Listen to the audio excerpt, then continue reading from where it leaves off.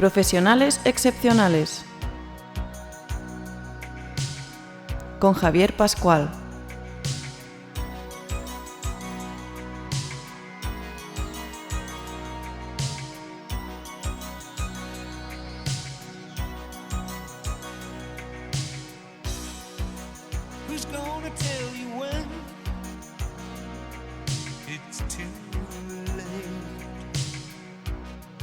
Con el patrocinio de la Fundación para el Fomento de la Innovación Industrial.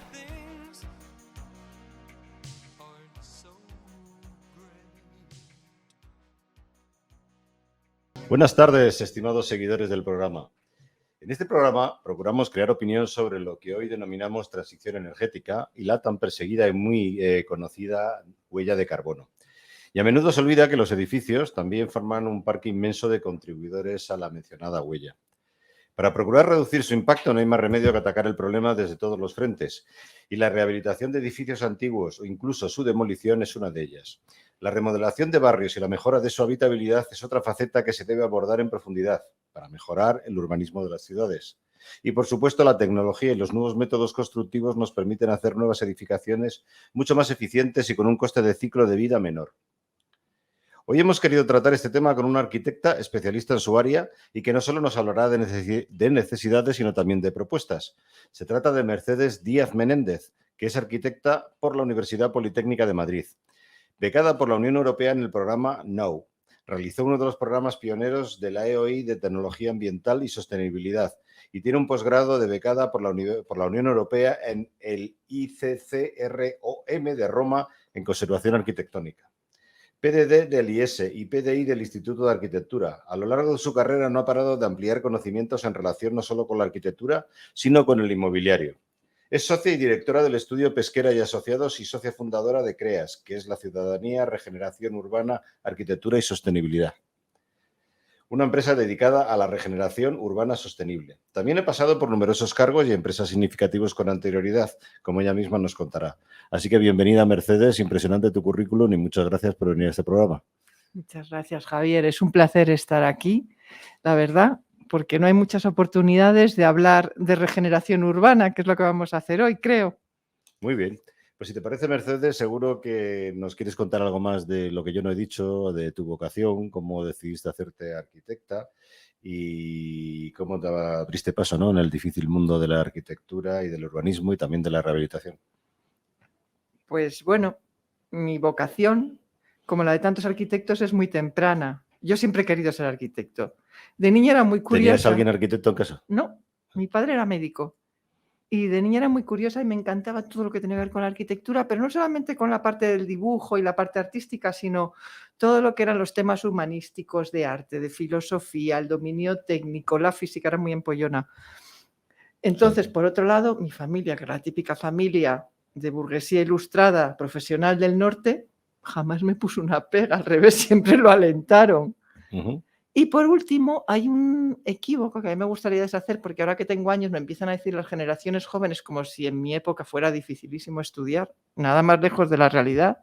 Los estudios de arquitectura en España no son machistas, nunca lo han sido. Uh-huh.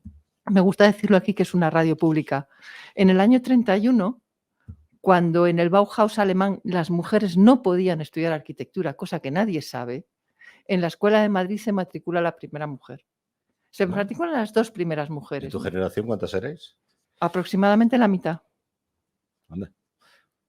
Lo que pasa que los datos... Los ingenieros no había tantas, ¿eh? Claro, los datos salen sesgados porque salen como un 25,6%. He mirado los datos, pero no los he encontrado desagregados para arquitectura, porque los ingenieros eran muy pocos, las ingenieras eran muy pocas, pero arquitectos, mujeres en mi época, aproximadamente la mitad. Y en la escuela jamás he notado una discriminación ni en el acceso, que era absolutamente meritocrático, eran notas de corte altísimas, Uh-huh.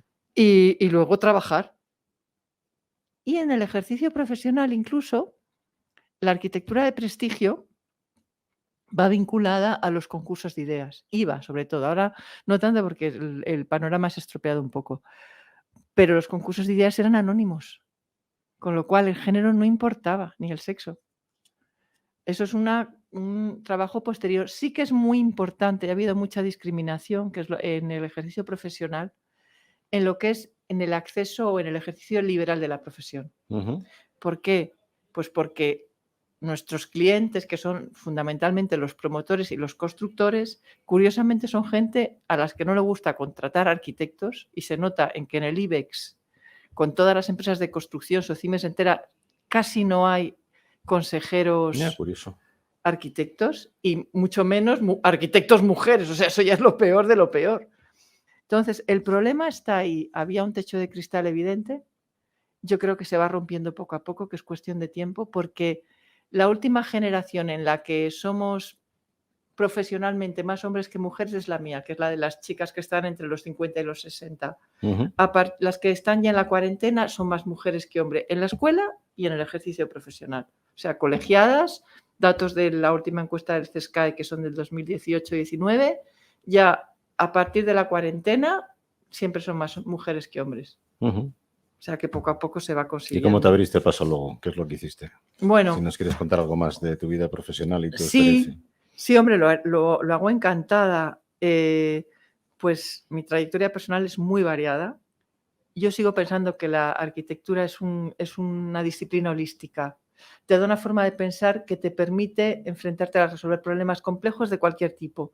Y yo he hecho de todo. O sea, yo he estado becada, ya lo has visto, en Málaga, en concreto haciendo lo de sostenibilidad cuando nadie lo hacía, que a mí me interesaba un montón, en el 94 en concreto.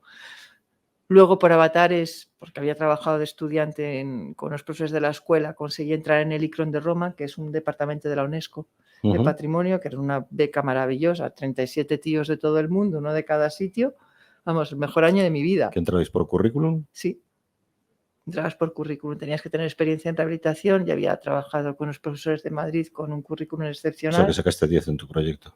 No, pero tuve mucha suerte de haber trabajado con Araujo y Nadal, esa es la verdad. Ujú. O sea, tuve la enorme suerte de trabajar con ellos y haber metido las manos, pues eso, siendo una chavalita, estando estudiando todavía en la escuela, pues desde la Catedral de Plasencia al Teatro de Valladolid, iglesias románicas, o sea, que ya era un festival.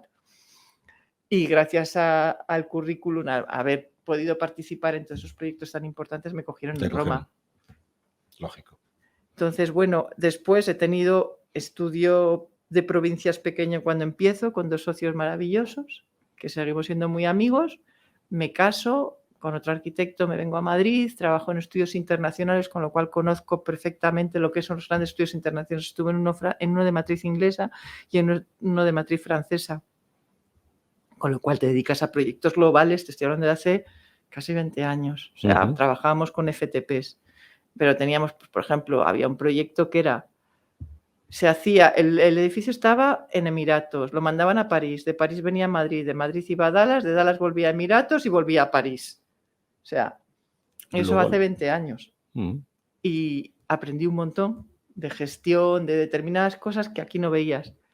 Y luego, una cosa muy interesante, fundé el estudio con mi marido y su socio, fui socia, luego fundamos Pesquera y Asociados, y en 2021 fundamos CREAS, 4 socias mujeres, yo la cuarta, 2 arquitectos y un abogado urbanista, que son Belén Moneo, de Moneo Brock, Ujú. Isabel Benítez, que era una antigua directiva de CBR, y María José Torresós, que es una abogada urbanista. ¿Y ahí qué hacéis? Regeneración urbana. O sea, lo que hacemos es aglutinar de forma conocimientos transversales, nosotros los ahormamos y intentamos ayudar en lo que es la regeneración urbana de barrios, de edificios, un poco de lo que toque. Ujú. O sea, nos conocimos.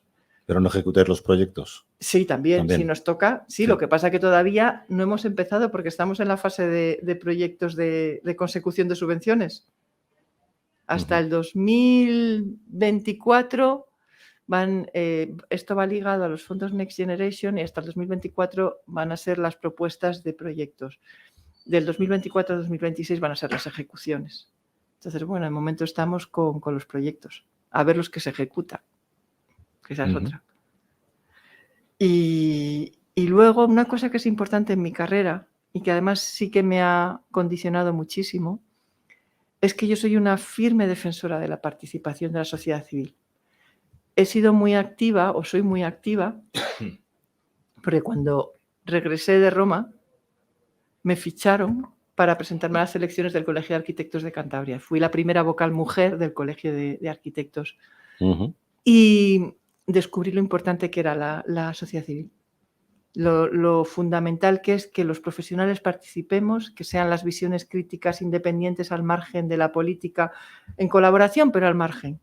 Y luego, cuando me vine a Madrid, al cabo de unos años, lo mismo, me pidieron entrar en el colegio, estuve de representante, luego fui vocal de la Junta de Gobierno y pues he ocupado puestos en instituciones como el Consejo Regional de Patrimonio, la CPPAN del Ayuntamiento de Madrid, la Comisión Local de Patrimonio, he sido patrona de la Fundación Arquitectura, de Docomomo Ibérico, he participado en las ponencias de ¿Tienes tiempo para todo eso? Sí, porque me enriquece tanto, ¿sabes? Que creo que aunque me cueste, pues como venir a la radio, o sea, al final he estado un día preparándolo. Encuentras la forma. Claro, hay que hacerlo, hay que hacerlo. Y lo que te iba a decir, por ejemplo, hay muchas asociaciones, que es como te he conocido a ti, de hecho, como Guayas, que son las mujeres del real estate, como digo yo, del real estate, que luchan, por ejemplo, ahí sí que se lucha contra la discriminación de las mujeres y se ha conseguido muchísimo. Es que si no te unes, si no trabajamos todos de forma conjunta, no vamos a conseguir nada. Y ahora estoy en la Asociación de Mujeres Directivas y Empresarias de España, que es otro sitio interesantísimo, con unas personas extraordinarias. ¿Te has presentado a las top 100? No. Ese concurso no te gusta. No es que no me haya presentado, es que creo que te proponen. Se ha presentado, han estado propuestas amigas mías, unas a iniciativa propia, me da la impresión, y otras porque las han fichado, porque allí hay de todo, desde ejecutivas hasta científicas. Sí. Una de mis amigas es la científica, que nunca gana. Bueno, preséntate a la próxima. Si te parece, pasamos a hablar un poquito de edificación y sostenibilidad. Me parece muy bien. Defínenos, ¿en qué consiste eso de la sostenibilidad en la edificación? Pues vamos a ver. En grandes rasgos, para profanos. Esta pregunta me encanta. Porque cuando se habla de sostenibilidad, las cosas están poquísimo claras. Entonces, cuando hablamos de sostenibilidad, tenemos que tener claro que la sostenibilidad se puede aplicar a cualquier cosa. ¿Y qué? A cualquier actividad que desarrollamos los humanos, ya sea industrial, económica, cultural, lo que sea, todo puede ser sostenible. Ahora, es un tema muy complejo y que es muy difícil medir y ponderar. Entonces, cuando se habla de sostenibilidad, es muy importante tener en cuenta una cosa, que se habla de 3 vectores, no se habla solo de uno, que es lo que piensa todo el mundo. La sostenibilidad tiende a identificarse con el respeto al medio ambiente, pero no es solo eso. La sostenibilidad tiene que ser económica y tiene que ser social. Entonces, si no se habla de sostenibilidad económica y de sostenibilidad social, nos estaremos confundiendo. Y generalmente estas 2 últimas variables no suelen entrar en el relato interesante habitual. Tienes razón. ¿Sabes? Entonces, la sostenibilidad es un tema holístico, como la arquitectura. Y en concreto, en el tema de los edificios, volvemos a lo mismo, se habla siempre de sostenibilidad de los edificios. Y es otro, en mi opinión, otro error. ¿Por qué? Porque los edificios no están aislados. Los edificios forman parte de un sistema complejo, que es el más complejo que ha creado el hombre, que es la ciudad. Y no solamente de la ciudad, por crecimiento en este momento, todavía más complejo que la ciudad son las áreas metropolitanas, que Madrid es una muestra de ella, o cualquier gran metrópoli lo es. Entonces, no incluir en la ecuación de la sostenibilidad todo lo que atañe a la gestión y a los usos del suelo, de la movilidad, de todo lo que conlleva el sistema complejo de la ciudad, los ecosistemas urbanos que generamos los humanos, que no son ecosistemas naturales, pero son ecosistemas, es un gravísimo error. Entonces, siempre se habla de respeto al medio ambiente porque es muy fácil, medimos la huella de carbono, el no sé qué, el no sé cuánto, pero lo importante no es la huella de carbono o el consumo de energía del edificio, sino toda esa ecuación compleja del edificio en el barrio, del barrio en la ciudad, de la ciudad en el área metropolitana, del área metropolitana en relación con la comunidad autónoma, toda esa serie de muñecas rusas que está llena de relaciones y de interacciones. Pero eso sería urbanismo sostenible. No, eso es sostenibilidad, porque ahí entran factores de todo tipo. Ahí entran, pues eso, la economía, la movilidad, las infraestructuras, no solamente las infraestructuras de transporte de energía, de comunicaciones, sino las infraestructuras verdes, los corredores verdes, o sea, que te conectan. Por hablar del caso de Madrid, tenemos una infraestructura verde tan potente como el Monte del Pardo al lado de la ciudad universitaria, que está conectada por corredores verdes, como puede ser el de Madrid-Río, con la Casa de Campo, y puedes llegar hasta el Guadarrama en los cursos más bajos. Es muy complejo. O sea, yo no diría que es complicado, es complejo. Y hay que atacarlo de forma sistémica. Y eso es de lo que no se habla. Porque es muy difícil, claro. Y nos gusta simplificar. Entonces, hay otra cosa que es muy importante cuando se habla de sostenibilidad, que es hablar de economía. Tú que eres industrial y que lo conoces, pues es que muchas soluciones pueden ser sosteniblemente o medioambientalmente muy ideales, pero su coste económico es tan astronómico que no tiene ningún sentido aplicarlas. Entonces se venden a veces soluciones y cosas que no son muy razonables.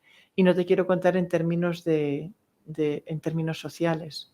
O sea, a lo mejor no es tan bueno hacer determinadas cosas y eso supone dejar sin trabajo a un montón de gente, por poner un ejemplo.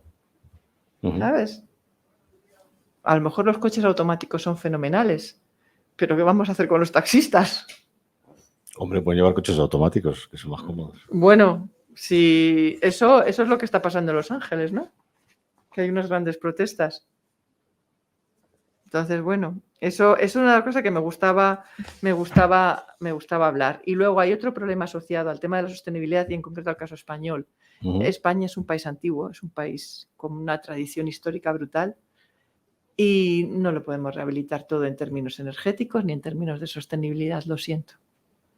Tendremos que ponderar si queremos mantener nuestro patrimonio, hasta qué punto llegamos. Estás hablando de edificios históricos. De edificios históricos y de conjuntos históricos. Esto realmente es muy difícil, ¿no? Se puede hacer y se pueden conseguir muchas cosas, pero volvemos a lo mismo, ¿a qué costes? O sea, en este momento, nosotros en mi estudio se han hecho muchísimas rehabilitaciones de edificios históricos, se han adaptado y se han conseguido unos resultados extraordinarios. Pero claro, tú no puedes meter un ascensor en cualquier sitio. Es que es imposible. Eliminar barreras puedes, pero nunca vas a llegar al campanile, por poner un ejemplo extranjero, al campanile de la cúpula de Florencia en ascensores, que es imposible. Unos podrán llegar y otros no. ¿Sabes? O conseguir la eficiencia energética de determinados edificios. No lo vas a poder lograr. Y eso es así. Y no reconocerlo creo que es un error. Interesante. ¿Algo más en sostenibilidad o si te parece pasamos? No, vamos a pasar si quieres. Pues si quieres hablamos de tecnología, ¿no? Porque, bueno, los arquitectos sois artistas sobre todo, ¿no? Y diseñáis el entorno en que vivimos. Y hoy en día la tecnología de la construcción y también la digitalización proporciona al arquitecto y al urbanista unas herramientas, ¿no? Extra para conjugar ahorro, belleza, habitabilidad y sostenibilidad. Quizá nos puedas hablar un poquito más de la evolución que has vivido tú en la arquitectura, ¿no? Me comentabas el otro día que has visto unos cambios tremendos, ¿no? Los últimos años. Porque mi generación, prácticamente mi promoción, o sea, las 3, 4 que estamos ahí, somos los últimos que hacemos los fines de carrera con Rotring. Y yo acabo la carrera, entrego el fin de carrera hecho con Rotring y salgo a trabajar y ya me pongo a trabajar con AutoCAD y con los plotters de plumillas y las impresoras de aguja que tú las conocerías. Sí, pasó lo mismo que a ti. Yo acabé con los Rotring. Exacto. Mis planos eran con Rotring. Entonces, claro, yo he visto toda la transformación del sector. A mí me parece fascinante. O sea, es alucinante todo lo que tenemos al alcance de nuestras manos. Pero claro, cuando hablamos de tecnología hablamos de herramientas. Y en el 80% de los casos se han transformado en un fin, no en un medio. Entonces, tener la capacidad de trabajar en red con otros países, o sea, lo que te comentaba antes de mi experiencia hace ya muchos años con el trabajo global, o sea, con oficinas muy distantes en kilómetros. Nosotros ahora tenemos oficina en México, trabajamos con nuestro socio mexicano y trabajamos eso, nos pasamos los planos como si estuviéramos en la habitación de al lado. Sí, de hecho es muy frecuente contratar ahora técnicos de otros países Claro, que tienen costes más asequibles. Exacto, puedes encargar las visualizaciones en Singapur O sea, eso es fabuloso, tener toda la información en Internet, o sea, cosas que antes te costaba una barbaridad, que te obligaban a ir, por poner una cosa muy petarda, como la normativa urbanística, a ir al ayuntamiento, pedir una cita, consultar el plan, ahora lo tienes todo en la palma de las manos, los libros, los papeles técnicos que son maravillosos, los papeles científicos, todo eso está fenomenal. Pero claro, nosotros lo que hemos detectado en el estudio a lo largo de estos años es que la inmediatez de las herramientas y la facilidad de uso ha generado que la arquitectura, que es un proceso reflexivo y es un proceso abstracto, que es lo que la gente no se da cuenta, es un proceso terriblemente abstracto, se ha banalizado. Entonces, ya no se trabaja pensando en una idea que se representa de una forma abstracta, que es el diédrico, que es lo que más usamos en arquitectura. El sistema diédrico es un sistema de representación absolutamente abstracto que permite medir. Ahora se empieza a trabajar directamente a partir de imágenes en muchas ocasiones, que se mezclan, parecen que están construidas, no están construidas. Las bases de datos de BIM tienen soluciones preconcebidas que no responden a lo mejor a lo que tú necesitas. Es el BIM. Yo sé lo que es el BIM, pero díselo a nuestros seguidores. El BIM ¿cómo se llama? Son sistemas, en el fondo es una base de datos que tiene una representación espacial en 3D, pero en el fondo lo que estás hablando es de una base de datos. ¿Y qué es lo que permite el BIM? Generar modelos 3D de todo lo que se construye. Y esos modelos 3D que se pueden integrar te permite sacar todos los documentos relacionados con un proyecto de arquitectura de forma integrada, de modo que en teoría evitas errores. Se dice que se evita errores. El Building Information Management. El Building Information Management es información, una base de datos. Pero también te permite diseñar. No, con BIM no se diseña. Ese es el gran error. Con BIM, el BIM es una herramienta maravillosa, sobre todo para después de la construcción. Curiosamente, para el mantenimiento. No es tan útil para el diseño, no sirve mucho. Nosotros lo hemos implementado hace ya muchos años y la verdad es que lo implementamos por probarlo y tal, y porque te lo piden. Pero no porque realmente para nosotros sea especialmente útil. Esa es la verdad, esa es nuestra opinión. Lo he comprobado además, por poner un ejemplo esotérico para que no sea personal. Hay una empresa de construcción española fantástica que es Ferrovial y Ferrovial está haciendo la mayor obra de ingeniería que se está haciendo en este momento en el mundo, que es que igual habéis oído hablar del ITER, del ITER de Marsella. Entonces a mí me encargaron hace 2 años, justo antes de la pandemia, escribir el libro de protocolo de los que se regalan en Navidades sobre la construcción del ITER. Y una de las cosas que le pedían a Ferrovial, como es muy complejo de instalaciones y sobre todo de armados, tiene unos armados para resistir el confinamiento del plasma brutales, o sea, pero una salvajada, que trabajasen en BIM. Y hablando con los jefes de obra, digo, bueno, ¿qué tal? Y me dice, un desastre. Porque, primero, es tan complicado que al final es poco operativo. A día de hoy es demasiado complicado. Entonces, cuando estás diseñando, cuando estás proyectando, estos tenían que integrar las instalaciones, sobre todo con los armados. Era mucho más eficaz trabajar con los sistemas convencionales y hacer maquetas a 1:1, que hacían maquetas a 1:1 de lo que iban a armar cada día. Curioso. Entonces, yo esto lo hago para deshacer el entuerto. Sin embargo, una vez que has acabado el edificio y lo tienes modelizado, para comprobar consumos, para gestionar, es fabuloso. Absolutamente fabuloso. Yo pensaba que, por ejemplo, pero para diseñar no vale. El diseño en 3 dimensiones, ¿no?, disponible te puede servir también para todo el tema de industrialización, ¿no?, y de construcción por módulos, ¿no? Pero eso es lo mismo. Para industrialización está muy bien, pero tienes también los modelos de modelado 3D, ¿sabes? Entonces, que son de AutoCAD o de Rhino o de todas estas cosas que al final lo que hacen son muchas veces cosas topológicas. Si estás haciendo un modelo de hormigón, te da un poco igual. Y esos sí son muy disruptivos. O sea, el tema de la industrialización sí es muy disruptivo, pero la industrialización es cambiar el modo en el que construimos.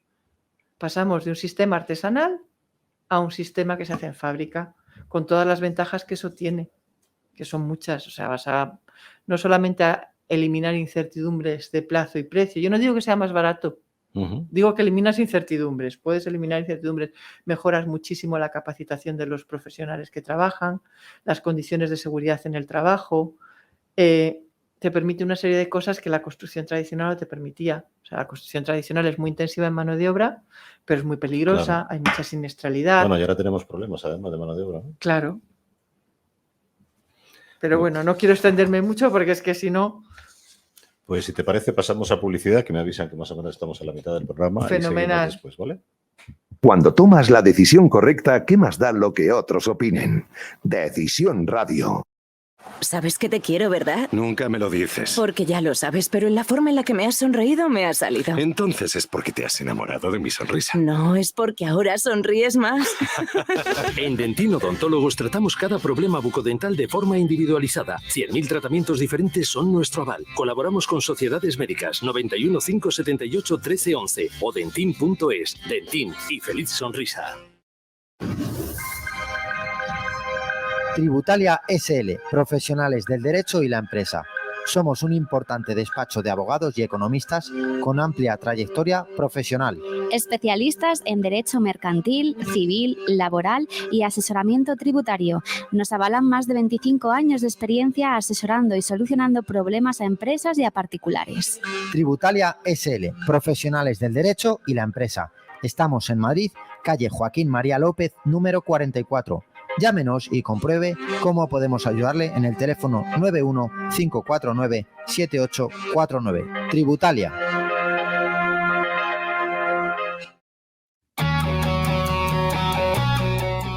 ¿Eres empresario pymes o autónomo? Anúnciate con nosotros y forma parte de Decisión Radio.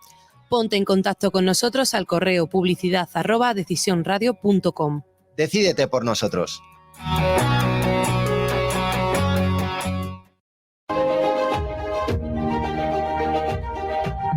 Diplomatic World Magazine, el nexo de unión entre diplomacia y empresa, con un desarrollo online y offline sin precedentes. Revista más progressive web app, la aplicación mensual actúa como punto referente en internacionalización, embajadas y actualidad.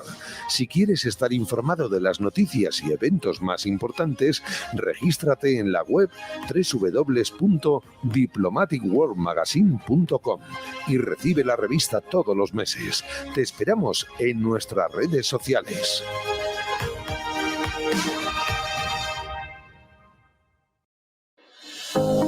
Highest Consultores, la primera consultora estratégica especializada en mejorar la gestión, planificación y organización de empresas. ¿Preparado para llegar a la cumbre? Te acompañamos. Todo en www.highestconsultores.com.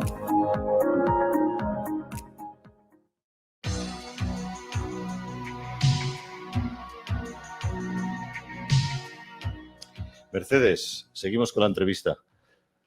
Así que, si te parece, tú eres experta en rehabilitación de edificios y es un hecho, como conocemos muy bien, que en nuestras ciudades, ¿verdad?, hay barrios periféricos con edificaciones ya de baja calidad y que son poco eficientes. ¿En qué consiste la rehabilitación y la regeneración urbana, a tu entender? Bueno, pues ahora voy a explicar una cosa que la gente tampoco es muy consciente, que no es lo mismo la rehabilitación que la regeneración urbana. Pero sí me gustaría ¿cuáles son las diferencias? Pues espera, déjame hacerte un inciso, que es que aprovecho que estoy en la radio para decirlo, si no, no me quedo contenta. Y es que la periferia de nuestras ciudades de España, especialmente las más pobladas de Madrid, Barcelona, tiene una serie de barrios de los años 50 que todo el mundo pensáis que son muy malos.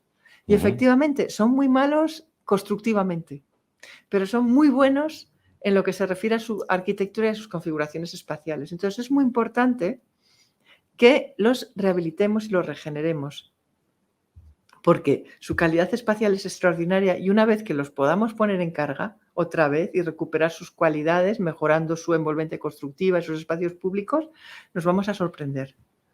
Entonces, bueno, ¿cuál es la diferencia entre regeneración y rehabilitación? Pues fundamentalmente la rehabilitación se refiere a modificar las condiciones físicas. Es decir, generalmente se habla de rehabilitación de edificios, porque tú lo que modificas es las condiciones físicas del edificio. Cambias la envolvente, las ventanas, la carpintería, las fachadas, las cubiertas, las instalaciones. Si hablas de rehabilitación de un barrio... ¿Eso no es demolición? No. No, No hace no, falta demoler. no hace falta demoler. Es cuando no demueles y cambias cosas. Me da igual que sea un Eso lo que barrio. vemos en Madrid, por ejemplo, antiguos, ¿no? Que se deja la fachada y se Eso es una arreglan las rehabilitación. tripas.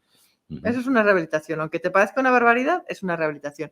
Y hay veces en que no es tanta barbaridad. Yo en eso tampoco soy muy purista. Y luego, la regeneración urbana, que es un concepto acuñado ya en la Carta de Toledo del 2010 de la Unión Europea, tiene otra componente, que es que volvemos a lo que hablábamos antes de la componente social y de la componente económica. La regeneración urbana supone que tienes que actuar sobre el tejido social. Tienes que mejorar las condiciones sociales y económicas de los barrios sobre los que actúas, sobre el territorio sobre el que actúas. Esa es la gran diferencia y esa es la gran apuesta de Europa. Lo del Manzanares, por ejemplo, es una regeneración. Es una regeneración. Porque ha Aumenta conseguido... el valor, además, y la capacidad... Bueno, lo del Manzanares, lo que ha conseguido es, más que por el aumento de la valoración económica de los inmuebles de alrededor, lo que ha producido es un cambio en la percepción y ha generado orgullo de pertenencia en los habitantes de ese barrio, cosa que antes no lo tenían. Todos pensaban que vivir ahí eran una panda de desarrapados por vivir a lo de la M30. Ahora es todo lo contrario, están orgullosos de vivir a lo de la M30. Bueno, y ha aumentado su patrimonio, porque las casas Sí, valen pero más, ¿no? eso es un efecto fantástico que podemos considerarlo porque es una redistribución de riqueza encubierta, pero no es lo característico. Tú puedes hacer una rehabilitación de barrios y aumentar mucho el valor y generar una gentrificación, que también lo habéis hablado, lo habréis oído. La gentrificación es cuando tú aumentas con una rehabilitación tanto el valor de una zona que expulsas a sus habitantes tradicionales, porque el aumento del valor económico del patrimonio inmobiliario hace que determinadas rentas ya no puedan acceder ahí, entonces cambias la composición social del barrio. Un poco de gentrificación es buena, porque un poco de gentrificación en un caso como el de España, en que la gente es propietaria de sus viviendas, cosa que no sucede en el resto de Europa, y a mí me parece una cosa muy positiva, permite que puedan tomar el control de sus vidas en la última parte de ellas. Me parece una cosa de la que no se habla lo bastante. Es decir, yo fui Esta es la parte social que tú decías. Claro, antes. yo fui una de las primeras habitantes de Chueca cuando no se había regenerado. Se habló mucho de gentrificación, mis compañeros hablaban mucho de gentrificación y no eran conscientes de la gente que vivía allí en unas condiciones lamentables, que gracias a que se gentrificó, gracias a gente como mí, como yo, como mi familia, aumentaron el valor de sus viviendas, las vendieron y se fueron a jubilarse al pueblo, como nunca habían pensado que lo iban a hacer. Entonces, yo creo que eso hay que tomarlo como siempre. Hay que tener una mirada crítica y no dejarse llevar por los lugares comunes. Un poquito de gentrificación es bueno. Un exceso, hombre, pues efectivamente expulsa a la gente de los lugares habituales y hace que los barrios pierdan su carácter. Pero es lo mismo que Lavapiés. Lavapiés, cuando se gentrificó un poquito, vino muy bien. Lavapiés es un ejemplo modélico de cómo se hace una regeneración urbana. Era un barrio degradado en los 80, estaba lleno de drogas, de delincuencia. Oye, se consiguió regenerar, ser un sitio fantástico para vivir, que en Wallpaper lo dijeron de los sitios más cool del planeta, lo calificaron. Ahora, por ejemplo, está en un proceso de regresión, están volviendo las drogas, los narcopisos, pues caray, yo creo que es mejor estar gentrificado, aunque sea un poquito. Sí, efectivamente, que ¿sabes? abandonado. Entonces, eso era una de las cosas. Bueno, lo que te quería decir de la regeneración urbana, pues ¿cómo se acomete? ¿Cómo se está acometiendo? En todas partes se acomete de una forma muy, muy similar. Generalmente, una de las cosas además que piden cuando hablas de regeneración urbana es que tengas indicadores para medirla, que es una cosa que antes no era posible, hoy en día sí. Lógico. Entonces, hoy en día hay indicadores estadísticos que te permiten ver la evolución de ese barrio, de cuáles son sus condiciones socioeconómicas, no solo de los parámetros físicos energéticos, de huella de CO2, de tal, sino que puedes medir huella de carbono, pero puedes medir salud mental, que es una cosa de la que no se habla y que con la pandemia se puso de manifiesto, ¿no? Ya hemos hablado del tema de las viudas, pero, por ejemplo, hay un ejemplo que a mí me gusta ponerlo porque es muy indicativo y tiene relación con España. Hay una regla que se llama la del 330-300. ¿La has oído? No, ¿cuál es? Esta regla es una regla implementada por un silvicultor urbano holandés, por no sé decir el nombre, Cecil, lo tengo apuntado, Cecil Koningnegdig. porque como es flamenco es imposible. Seguramente se dirá de otra forma. Por eso.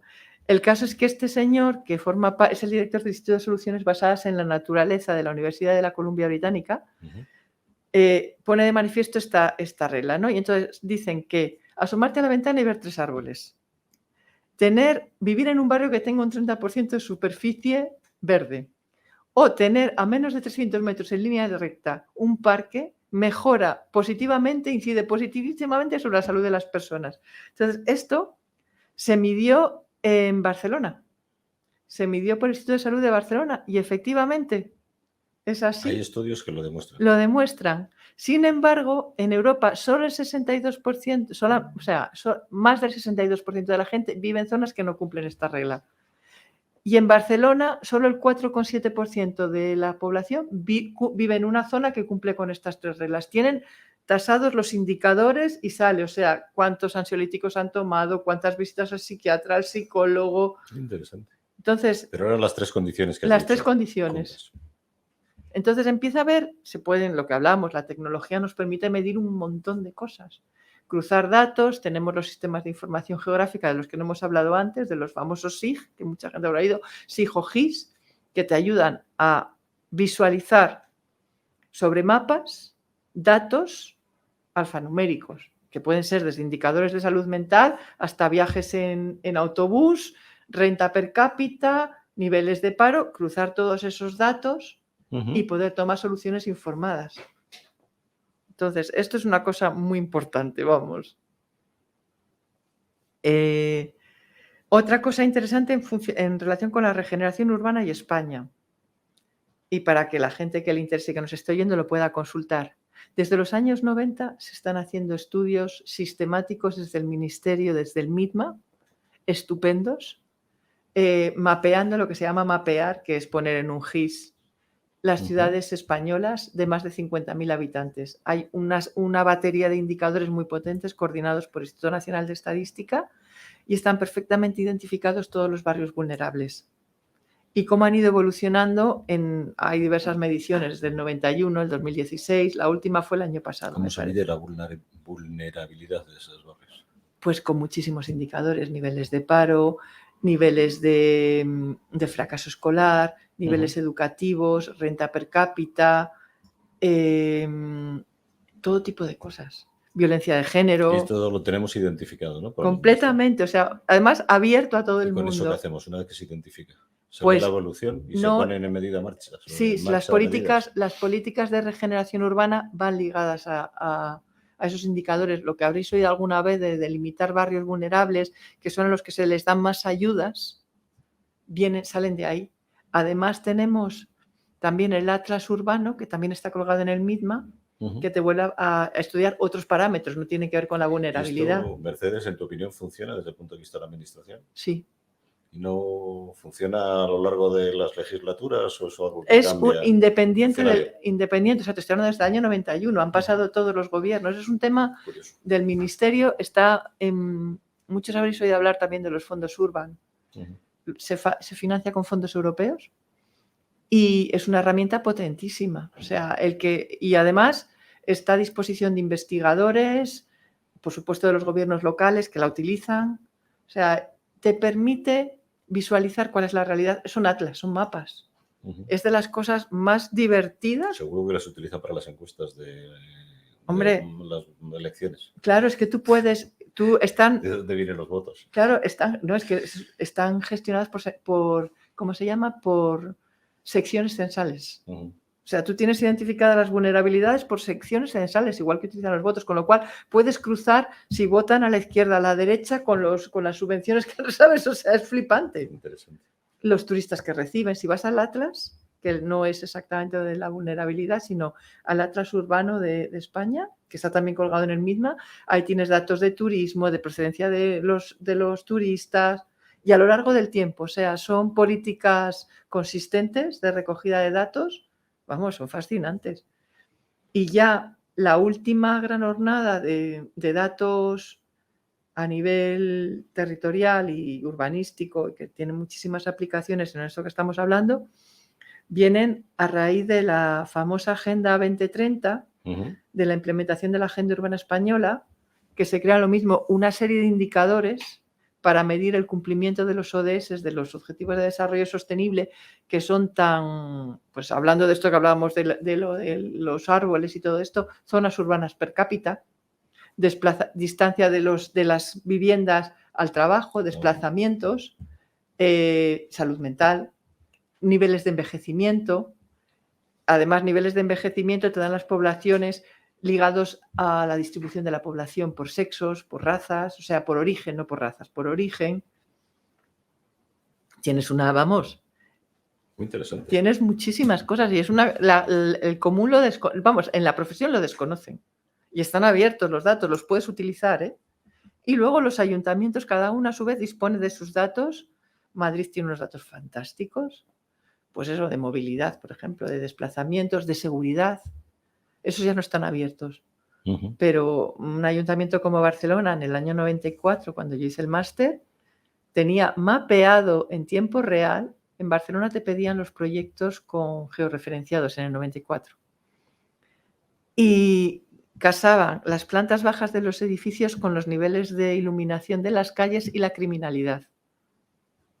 Esto en el 94. Imagínate lo que ha pasado. Es sorprendente. 30 años después, lo que tienen. Eso parece más una cosa actual que de tan atrás, ¿verdad? Pues no. Y hombre, los que más saben, lógicamente, son las grandes ciudades, que son las que tienen más datos. Pero es muy interesante, se pueden hacer muchísimas cosas y la toma de decisiones de nuestras corporaciones locales a veces no es tan loca como parece. Y si es tan loca es por imperativos políticos de los políticos, no por imperativos de los técnicos, que saben mucho. Si te parece, podemos ligar esta parte también, si nos quieres contar algunos ejemplos, ¿no? Sí, a nivel europeo, ¿no? A nivel europeo. Español, sobre en Europa, regeneración urbanística. En España ha habido mucha regeneración urbanística hace ya muchos años, porque todas las políticas de regeneración urbana en Europa en concreto, que es el sitio más avanzado, empiezan en los 70, después de la crisis del petróleo, se consolidan en los 80.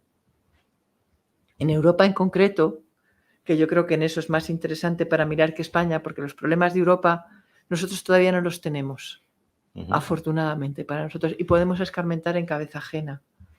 Entonces, Europa primero se reconstruyó antes que España, se reconstruyó con los fondos del Plan Marshall fundamentalmente en los años 50, 60, 70. Se hicieron políticas de promoción pública, que en España estaba Franco y la política de vivienda es un poquito diferente, que lo estábamos hablando antes de entrar aquí. Se reconstruyen con vivienda social, en unos casos en la mayoría de los casos de titularidad pública y sometidas a regímenes de alquiler.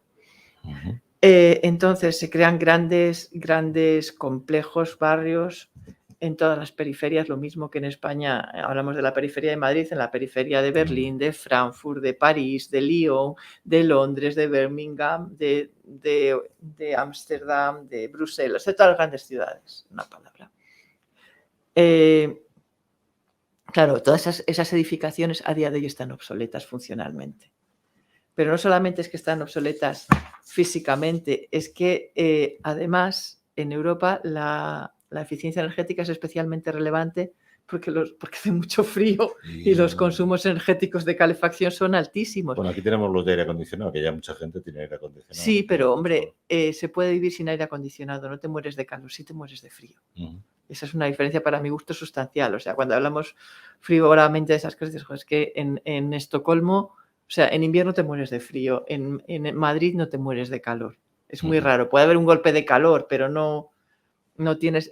Entonces, pero sí lo que sí es muy importante de esto es que además Europa ha recibido un montón de flujos migratorios muy fuertes desde los años 50, 60 por la descolonización primero, por los refugiados de las guerras y por las migraciones económicas del siglo XXI.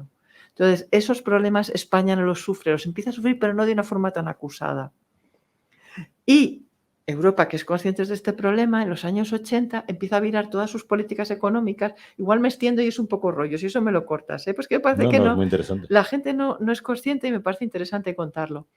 Europa, cuando nace la Unión Europea, las políticas más importantes son las de la PAC.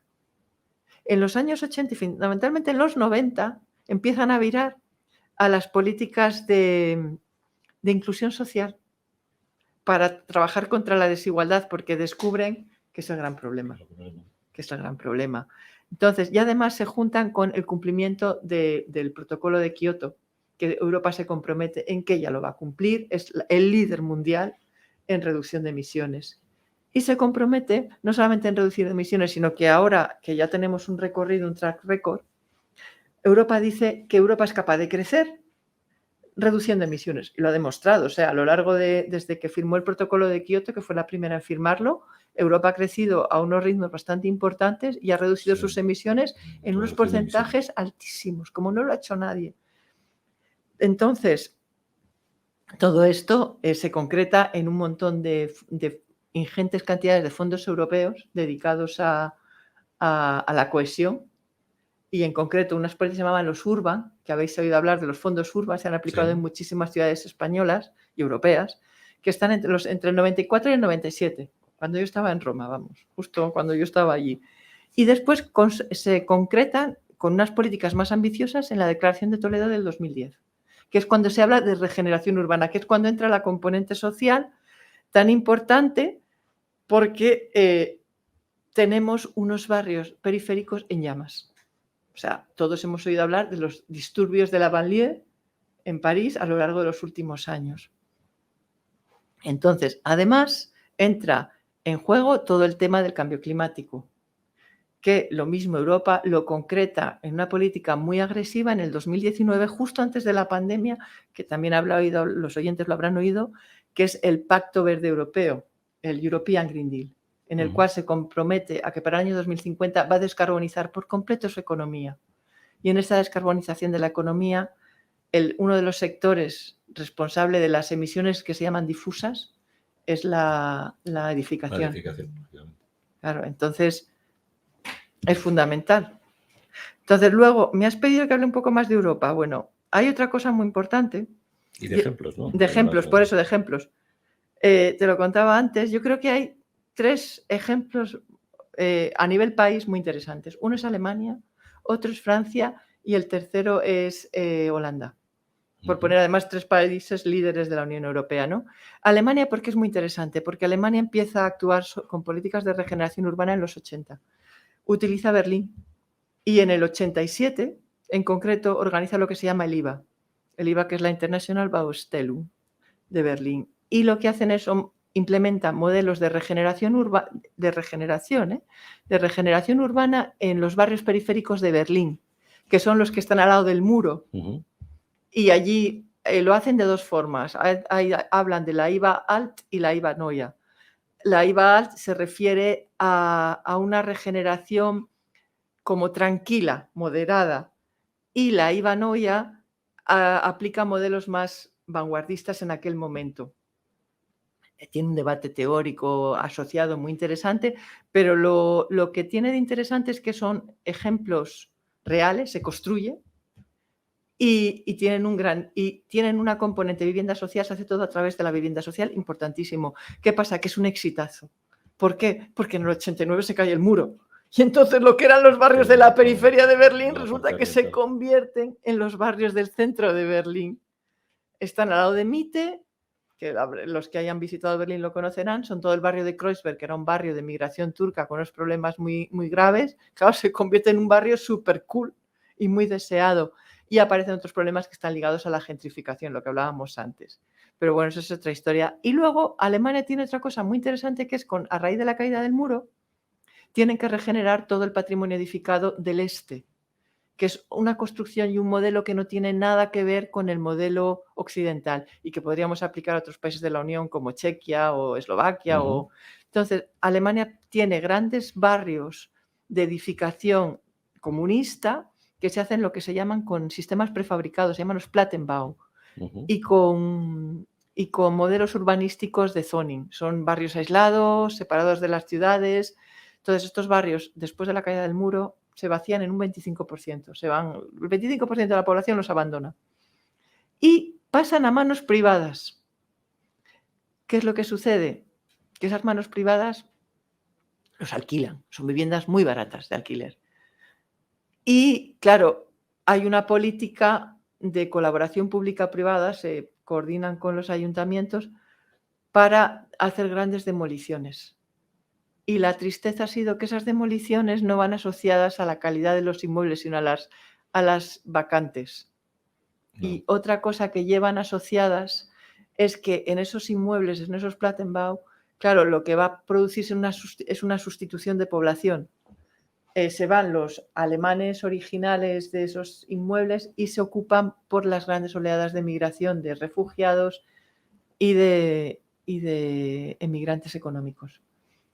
Y se producen problemas de marginalidad bastante importantes. Entonces, hay una serie de políticas estatales, municipales más que estatales, que producen casos de bastante éxito.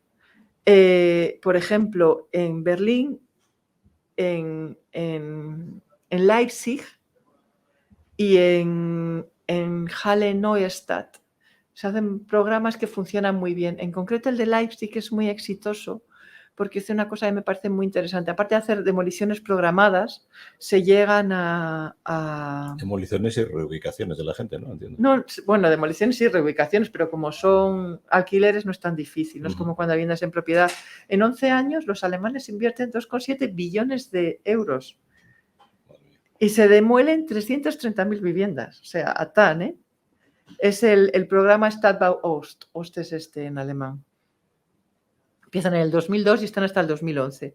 Y en el caso que os decía, en el de Leipzig-Grünau, que es muy interesante porque Leipzig no es una ciudad rica, no es una ciudad del este, es una ciudad universitaria. ¿Qué es lo que hacen? Explotar su condición de pobres. Que a mí me parece una estrategia muy interesante y por eso la comento. ¿Qué es lo que dicen? Somos pobres, somos muy baratos. Y entonces consiguen atraer a mucha gente con esa idea de que son muy baratos, pero al ser muy baratos lo que sí que favorecen desde la municipalidad es que los líderes vecinales se encarguen de la regeneración urbana, tomen la iniciativa, les semiprofesionalizan, no sé si les llegan a dar sueldos, y ellos se encargan de gestionar la regeneración. Se hace un programa de horticultura, de huertos urbanos, de generación de jardines. Además, también se explotan la existencia de muchos edificios vacíos, abandonados. Por ejemplo, otra anécdota al margen. Yo estuve en Berlín en los años 80, en el 87, de hecho, y luego justo después de la caída del muro. En Berlín hay una cosa que es la ocupación, de la que se habla muy mal en España, porque la ocupación berlinesa no tiene nada que ver con la ocupación española. En Berlín, las Besets, que son las casas ocupadas, yo viví en una, eran casas que no tenían dueño, casas vacías. Entonces, dejaban a la gente ocuparlas, pero la condición es que la tenías que regenerar. Y Si no eran de nadie. Claro, no era de nadie, pasan a propiedad del Estado y tú te ocupas de regenerarla. Yo vivía en un barrio obrero de Berlín, en una casa enfrente de la Eje de Behrens, una casa ideal, que era una especie de co-living, que habían ido regenerando los sucesivos inquilinos que habían pasado por allí. Pagabas un alquiler social al municipio, que era una mierda, muy poco dinero, y estaba fenomenal, pero tú te ocupabas de regenerar el edificio. O sea, se organizaban, los comuneros, las comunas esas se organizaban y lo regeneraban. Pues eso se reprodujo en Leipzig. Y entonces consigues que los vecinos se conviertan en una especie de ONG y regeneren el barrio y se sienten responsables y partícipes de esa regeneración.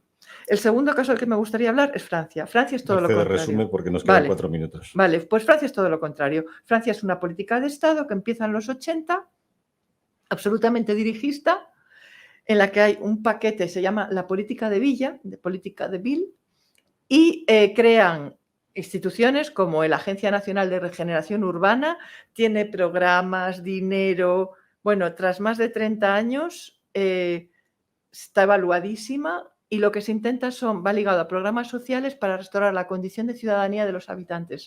En mi opinión, creo que no ha sido tan exitosa. Creo que las políticas muy dirigistas desde arriba no funcionan, la gente la siente ajena. Se tiene que involucrar, ¿no? La gente se siente ajena. Y el tercer caso que me gustaría contar, que me parece, en Inglaterra también se dio con Tony Blair, fueron el New Deal for Communities, también con resultados parecidos a los franceses, en mi opinión. Y el tercer caso, que a mí me parece alucinante, es el holandés. Holanda es un país absolutamente liberal, pese a lo que pensemos aquí. Y no hay subvenciones. Entonces, hay un caso de éxito muy interesante en Ámsterdam, que es una política de regeneración urbana sin respaldo público económico. Hay respaldo de la comunidad, pero no hay respaldo económico como en España, ¿no? Entonces, ¿qué es lo que se ha optado? Por figuras de planeamiento muy flexibles. En Ámsterdam Norte lo que se hace es recuperar una antigua zona industrial al borde del río, favoreciendo primero un cambio escalonado en la percepción de los ciudadanos. Empiezan a hacer festivales y actividades lúdicas, con lo cual empieza a entrar en el radar de la gente esa zona de la ciudad que nadie conocía. A continuación, en una zona muy contaminada que se llamaba, esto lo tengo que leer, me pasa como con el nombre del otro señor, Buiksloterham, sacan a concurso esta zona y permiten que la gente se autoconstruya lo que ellos quieran. Son concesiones de suelo a 50 años muy económicas. Porque son contaminados, ¿no? Porque son suelos contaminados. Muy poco contaminados, pero contaminados. Y les dan 3 años para construir y para proyectar y construir sus viviendas. Solamente pueden coger 2 parcelas para que no entren promotores oficiales, la especulación. Y ni siquiera tiene que dedicar el 30% a vivienda social, como es obligatorio en el resto de Holanda. Oyes, va como un tiro. No hay normativa urbanística, pueden construir lo que les dé la gana, los ciudadanos han empezado a decir cómo quieren que sean las calles, funciona fenomenal y se ha regenerado la zona. Y ya el caso más extremo holandés es cerca de allí, en una zona que se llama en español de Zeuvel, no sé cómo se dice en holandés, de Zeuvel, supongo. La contaminación de suelo era tan grande que no podía haber actividad humana, o sea, metías un pie y se te descomponía. ¿Qué es lo que hicieron? Lo sacaron a concurso y por 10 años. Y la propuesta ganadora, la comunidad, la propuesta que fue hecha por unos arquitectos y más gente, lo que hicieron fue una cosa muy divertida y muy interesante. Propusieron colocar barcos, como no podías tocar el suelo, propusieron colocar barcos encima de la tierra contaminada y comunicarlos por pasarelas de madera. Y entre los barcos y las pasarelas disponer vegetación regenerativa. Con lo cual, en esos barcos se ubican los usos, que pueden ser oficinas, industrias, a lo mejor alguna residencia, y mientras las plantas van haciendo su trabajo. Regenerativo. Y al cabo de 10 años, esos suelos estarán en unas condiciones mucho mejores para ser regenerados de verdad, ser enajenados para un uso inmobiliario o para lo que se necesite. Así que, por resumir, se pueden hacer 3 niveles de gestión. Las estrategias son las mismas: demoliciones, rehabilitaciones, puesta en valor del espacio público, usar mejora de las dotaciones y nuevas edificaciones para tirar de la demanda, pero la gestión es lo que se modifica. Puede haber gestión privada, puramente privada, que no tiene que ser solo del sector inmobiliario, puede ser de los ciudadanos, como en el caso holandés. Gestión pública solo, como el caso francés, que yo creo que no tiene gran éxito. Es que yo creo que no funciona. Y gestiones público-privadas, donde trabajen, pues una parte, el espacio público a lo mejor lo hace la comuna y entra el sector privado ¿cómo se dice?, a desarrollar, que es un poco el modelo español. Pues muy bien, Mercedes, se nos ha acabado el tiempo. Ha sido muy interesante tu contribución a este programa y sobre todo para los que no conocemos estos temas de rehabilitación y regeneración urbana, muy ilustrativo. Muchísimas gracias por tu presencia hoy aquí. Muchísimas gracias a vosotros, Javier. Es un placer, de verdad. Y poder contar estas cosas. Estás invitada a venir cuando tú quieras y seguir hablando del tema, ¿vale? Tomaré nota. Muchas gracias. De la vanguardia tecnológica a tus oídos. Profesionales excepcionales. Iluminando el hoy y acercando el mañana.